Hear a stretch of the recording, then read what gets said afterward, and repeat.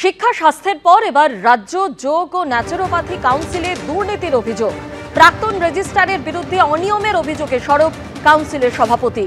FIR রুজু করে মামলা শুরু বিধাননগর উত্তর থানার। 24 জনকে বেনিয়মে রেজিস্ট্রেশন দেওয়া হয়েছিল। বিষয়টি নজরে আসার পরেই 24 জনের রেজিস্ট্রেশন বাতিল করা হয়েছে।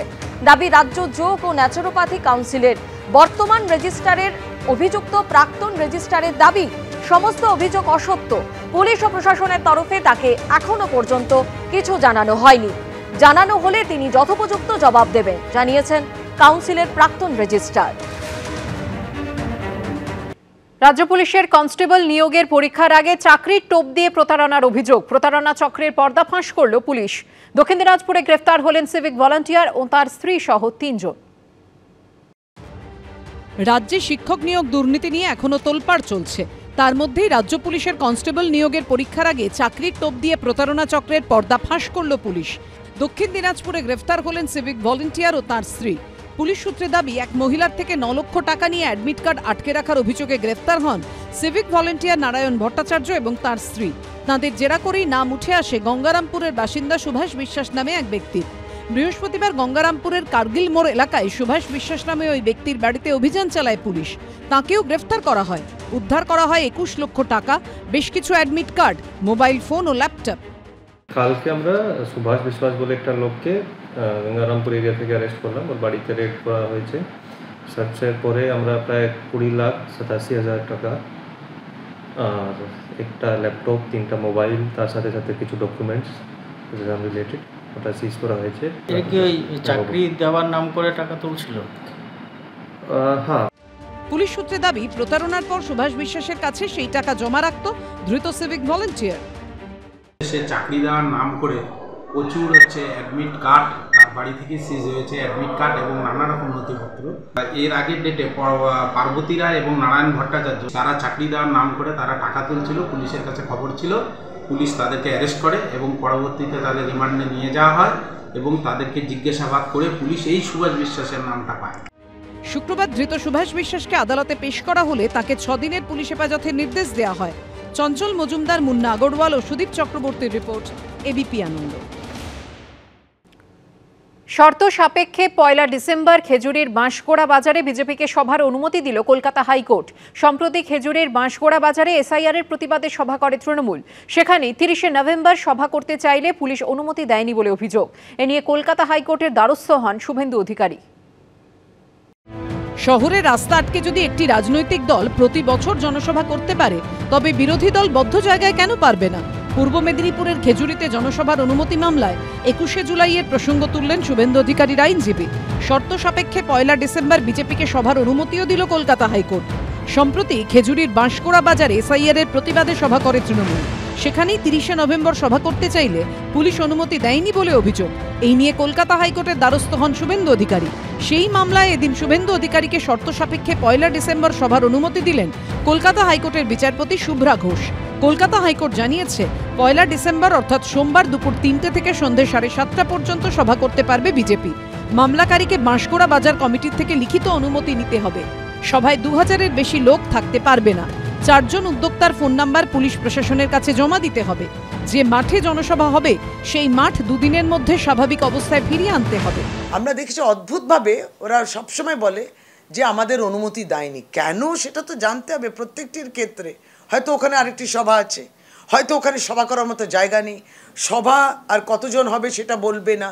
যেমন মিছিলের ক্ষেত্রে মিছিল করব, রুট বলবো না, তা হয় নাকি? অনুমতি পাবেন না, তারপর হাইকোর্টের দ্বারস্থ হবে। এটার মানে কোর্ট পর্যন্ত বলে দেয় যে আপনি রুটটা নির্দিষ্ট করুন আর বলে দিন লোকসংখ্যা কত হবে এবং অমুক সময় শেষ করতে হবে। শিলিগুড়িতে হয়েছিল। ফলে একটা রুলস তো আপনাকে ফলো করতে হবে। সম্প্রতি পানিহাটি এবং বর্ধমানে কর্মসূচির জন্য কলকাতা হাইকোর্টে গিয়ে কর্মসূচির অনুমতি নেন শুভেন্দু অধিকারী। আর এবার খেজুরিতে তার সভায় অনুমতি দিল কলকাতা হাইকোর্ট। সৌভিক মজুমদার ও ঋত্বিক প্রধানের রিপোর্ট, এবিপি আনন্দ। কেন্দ্রের ওয়াকফ আইন মানতে অবশেষে পদক্ষেপ করল রাজ্য সরকার। জেলা শাসকদের নির্দেশিকা পাঠিয়ে বলা হলো 5ই ডিসেম্বরের মধ্যে রাজ্যের সমস্ত ওয়াকফ সম্পত্তির তথ্য কেন্দ্রের উমিদ পোর্টালে আপলোড করতে হবে। ফলে প্রশ্ন উঠছে, প্রথমে তীব্র বিরোধিতা করার পর শেষ পর্যন্ত কি কেন্দ্রীয় সরকারের ওয়াকফ সংশোধিত আইন মেনে নিল রাজ্য সরকার? সমালোচনায় সরব হয়েছে তৃণমূলের মন্ত্রী থেকে বিধায়ক। ডেডলাইন 5ই ডিসেম্বর। তার মধ্যে রাজ্যের সমস্ত ওয়াকফ সম্পত্তির তথ্য কেন্দ্রীয় পোর্টাল উমিদে আপলোড করতে হবে। সব জেলা শাসককে চিঠি পাঠিয়ে এই নির্দেশ দিয়েছে রাজ্যের সংখ্যালঘু বিষয়ক এবং মাদ্রাসা শিক্ষা দপ্তর। আর এই নির্দেশ ঘিরেই তৈরি হয়েছে বিতর্ক। তার কারণ খোদ মমতা বন্দ্যোপাধ্যায় শুরু থেকে সংশোধিত ওয়াকফ আইনের প্রবল বিরোধিতা করেছেন। आप लोग को दिल में दुख हुआ है वक़्फ़ प्रॉपर्टी के लेके, आप भरोसा रखिए बंगाल में ऐसा कुछ नहीं होगा।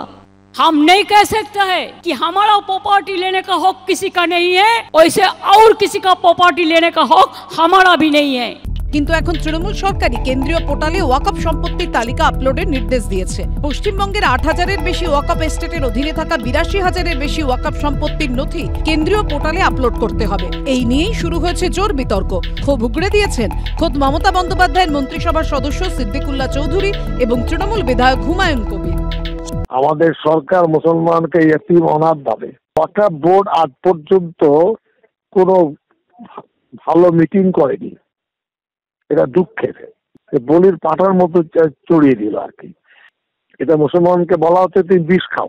ওয়াকফ বোর্ডের মেম্বাররা কি করেন? ঘাস খান তারা। ওয়াকফ বোর্ড ঘুমোচ্ছিল, নবান্ন নিশ্চয়ই জানতো। সরকার বললেন যে এটা মানা হবে না, তো আজকে হঠাৎ কি ঘটেছেন ওটা মুখ্যমন্ত্রী বলতে পারবেন, যে তিনি তখন বললেন না, এখন বলছেন হ্যাঁ এটা মানতে হবে। তাহলে আমি 1 বছর ধরে কেন চিৎকার করলাম, কেন বললাম যেখানে ওয়াকফ নিয়ে কোনো আন্দোলন করা যাবে না, দিল্লিতে যাও আন্দোলন করো, কেন বললাম? মানুষ তাহলে কি ভাববে? তৃণমূল সরকারের অবস্থানের ওপর ক্ষুব্ধ নওশাদ সিদ্দিকী থেকে তোহা সিদ্দিকী। রাজনীতির দলেরা তো বলছি যে বিজেপির বি টিম হচ্ছে তৃণমূল, আমরা কিন্তু বিশ্বাস করিনি, কিন্তু এখন দেখি ওই কথাটা সাধারণ মানুষও বলতে আরম্ভ করেছে। আমি ঠিক বুঝতে পারছি না মমতা ব্যানার্জি কি ইচ্ছাকৃতভাবে এই পশ্চিমবাংলাটাকে বিজেপির হাতে তুলে দিতে চাইছেন? এতদিন তিনি কি ঘুমাচ্ছিলেন? এতদিন কেন তাহলে বলেননি? কেন্দ্রে বিজেপি সরকার সংখ্যালঘুদের ওয়াকফ সম্পত্তি কাড়ার অপচেষ্টা করছে, মমতা ব্যানার্জি চার কাড়ার সুবিধাটা করে দিচ্ছে। ওয়াকফ নিয়ে মমতা বন্দ্যোপাধ্যায় যখন নিশানায়, তখন কটাক্ষ ছুড়ে দিয়েছে বিজেপি।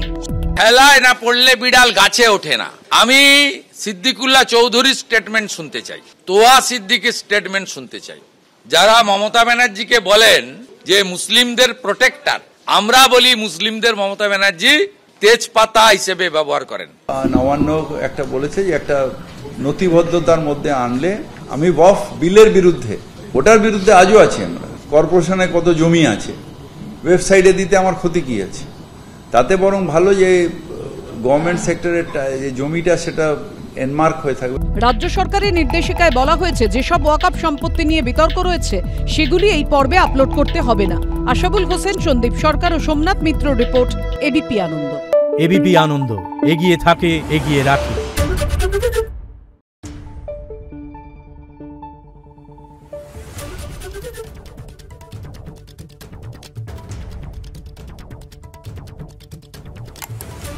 Thank you.